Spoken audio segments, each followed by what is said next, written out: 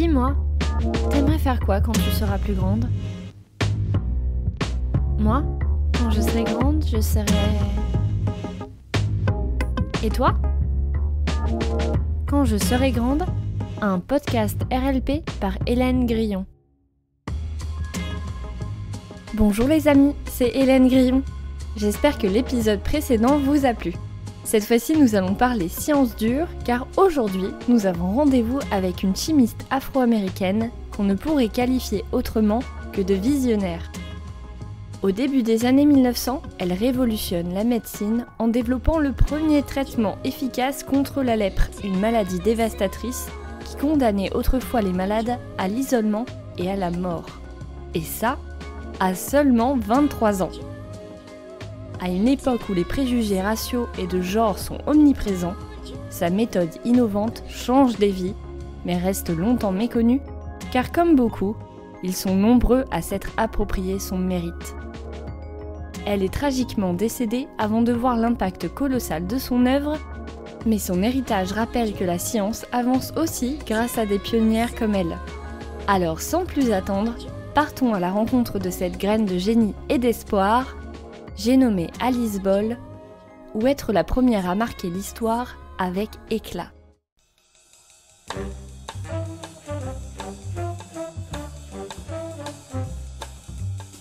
Être pionnière, c'est quelque chose qu'Alice a déjà un peu dans le sang. Elle naît un beau jour de juillet 1892 dans une famille de classe moyenne au cœur de la grande et frénétique ville de Seattle. Elle est alors la troisième de sa fratrie. James et Laura, ses parents, sont tous deux passionnés de photographie. Cet amour de la photo a été transmis par le grand-père, qui est l'un des premiers Afro-Américains aux États-Unis à avoir appris la technique du daguerréotype. Mais pourtant, ce n'est pas la photo qui va intéresser la petite Alice. Ce qu'elle aime, c'est regarder son grand-père et ses parents travailler dans leur atelier. Le daguerréotype utilise un procédé chimique de réaction entre les vapeurs d'iode et d'argent. Et Alice est fascinée par cette méthode. Du haut de son petit âge, elle a l'impression que son grand-père est un peu une sorte de magicien dans son laboratoire. Elle se prend alors de passion pour la chimie. Malheureusement, la santé du grand-père d'Alice s'est dégradée petit à petit, sûrement à cause des particules qu'il respire chaque jour lorsqu'il travaille. Alice a 10 ans lorsque toute la famille déménage à Honolulu sur l'archipel d'Hawaï. Ses parents sont convaincus que l'air marin aidera le grand-père à se soigner et à se sentir mieux. Il meurt finalement 2 ans plus tard et toute la famille remballe les cartons pour retrouver la ville de Seattle. À l'école, Alice est une élève brillante, parmi les meilleures de sa classe. Elle n'a alors qu'un seul objectif en tête, réussir pour entrer dans un excellent cursus de chimie. Il me paraît alors essentiel de rappeler qu'Alice est victime de nombreux préjugés discriminatoires qui entravent son chemin. Elle est une femme qui souhaite se faire un nom dans les sciences, ce qui, encore aujourd'hui, est un parcours qui reste semé d'embûches, dans une époque qui était encore moins propice à favoriser l'épanouissement professionnel des femmes et leur bien-être au travail, et dans un contexte de loi Jim Crow qui imposait la ségrégation raciale aux États-Unis.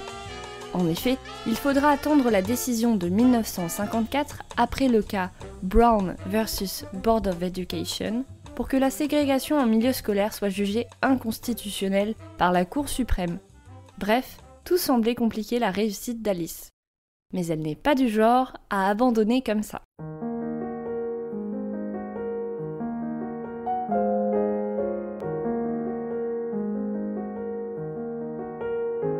Elle s'inscrit à l'université de Washington dans un double cursus de chimie pharmaceutique et de pharmacie.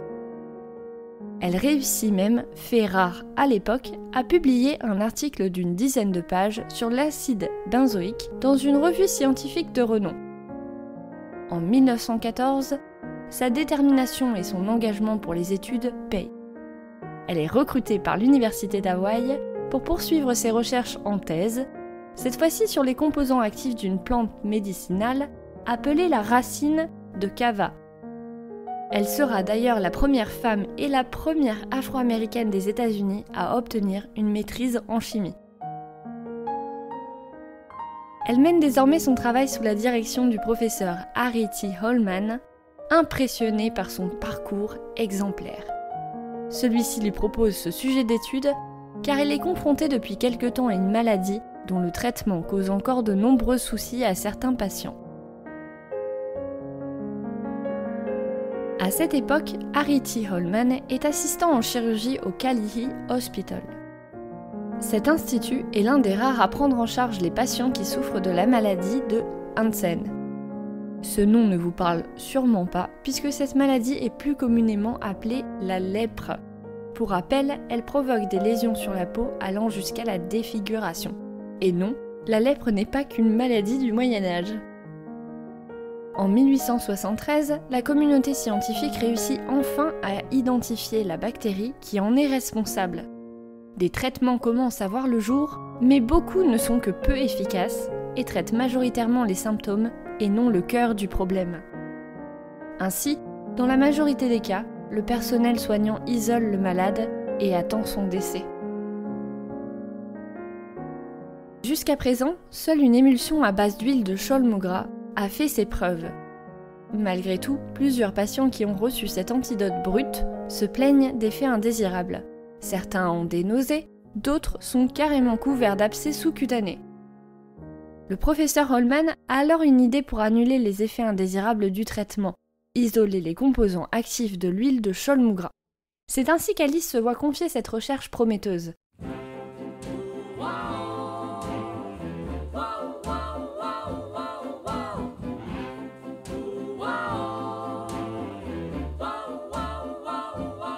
Cette cause lui tient à cœur.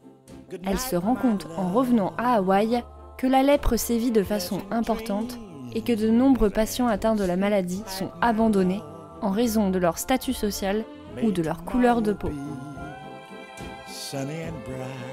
Alors travailleuse infatigable et très investie entre ses cours et ses recherches, elle consacre tout son temps libre à enquêter sur l'huile de Cholmu gras.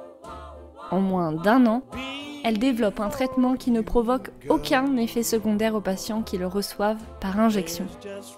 Alice n'a que 23 ans et son nom est sur le point de marquer l'histoire de la médecine et des sciences. Pourtant, même si la détermination d'Alice a soulagé de nombreuses personnes atteintes de la lèpre, certains sont prêts à s'attribuer les mérites de sa recherche. Peu de temps après sa découverte en 1916, elle contracte une maladie et rentre chez elle à Seattle pour se reposer. Elle meurt quelques mois plus tard, en décembre, à l'âge de 24 ans, sans avoir eu le temps de publier les résultats de sa recherche, appelée la méthode Boll. C'est un journal d'Honolulu qui révèle qu'elle a souffert d'une intoxication à la chlorine quelques mois avant son décès. En effet, les hottes de ventilation ne sont pas répandues dans les laboratoires. Les vapeurs de réactions chimiques s'échappent facilement dans l'air, comme un poison lent et silencieux.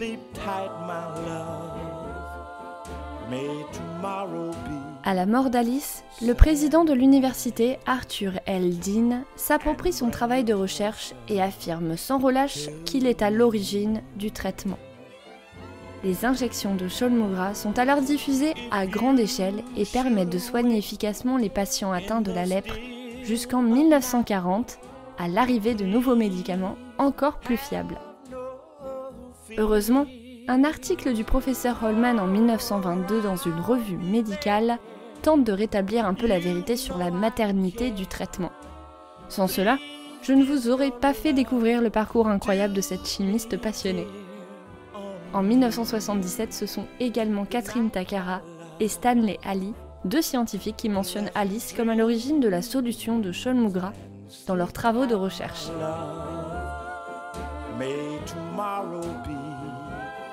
La postérité s'est donc battue pour qu'Alice Boll ne soit pas jetée dans les oubliettes de l'histoire. En 2000, l'Université d'Hawaï la reconnaît enfin à sa juste valeur et inaugure une plaque commémorative en son honneur. Le 29 février est aussi instauré comme le Alice Augusta Boll Day. L'université la décore même d'une médaille de distinction et crée une bourse destinée aux étudiants de chimie qui font preuve d'une grande détermination et d'un engagement complet dans leurs recherches. De quoi redonner espoir et raviver la flamme chez de nombreuses jeunes femmes scientifiques.